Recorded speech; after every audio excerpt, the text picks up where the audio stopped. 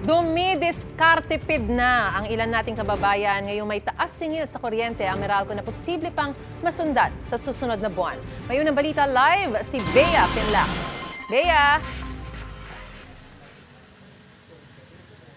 Maris, nasa 15 centavos per kilowatt-hour ang taas singil ng kuryente ngayong Setyembre. Kaya wala pang electricity bill para sa buwan na to, umaaray na ang ilang consumer. Ang diskarte daw nila ay tipid-tipid na lang muna sa paggamit ng kuryente. Ang pamilya ni Mang Teresito hindi na raw masyadong nakakapanood ng mga palabas sa TV dahil sa pangambang tumaas lalo ang kanilang konsumo sa kuryente. Pambihira na lang, cellphone na lang tayo manonood para i-charge mo na lang yun. Mas maghihigpit daw sila ngayong buwan dahil sa taas singil ng Meralco na 15 centavos per kilowatt-hour. Halos 31 pesos yan sa bill ng mga kumukonsumo ng 200 kilowatt-hour kada buwan. Paliwanag ng Meralco dahil ito sa tumaas na transmission charge. May nakaamba pa raw na dagdag singil ang Meralco sa Oktubre matapos aprubahan ng Energy Regulatory Commission ang bagong fuel supply contract na ipapasa rin sa mga consumer. Pasanin ng mga tao yan. Ang hirap kasi tulad sa amin na walang magandang trabaho.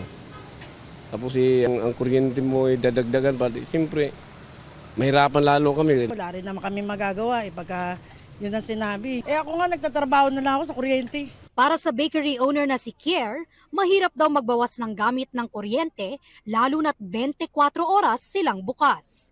Ano na lang kaya ang diskarte nila para makabawas sa kanilang bill ng kuryente? Kapag hindi na ginagamit yung mga ilaw, pinapatay na namin. Katulad ng ref. Yung ref pag gabi, hindi naman masyadong malakas yung mga soft drinks. Pinapatay na muna namin. Binubuksan na lang namin pag umaga, pag maraming nabili. Pero para sa ilan, hindi ganun kadali magbawas ng gamit ng kuryente. Ang ginagamit lang namin, ventilador tsaka ilaw. Hindi ka rin basta-basta makapagtipid. Ngayon, pag mainit, puro ventilador. Sa ventilador lang, pagka ilan ng pamilya mo, gagamit ka ng 4.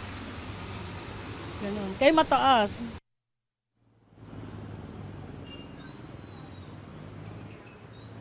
Maris, masakit sa bulsa ang dagdag singil sa kuryente. Kaya ang ilang nakausap natin, bukod sa pagtitipid sa paggamit ng kuryente, doble kayod daw para makakuha ng ekstrang kita pambayad sa kuryente. At yan ang unang balita mula rito sa Navotas, Bea Pinlac para sa GMA Integrated News.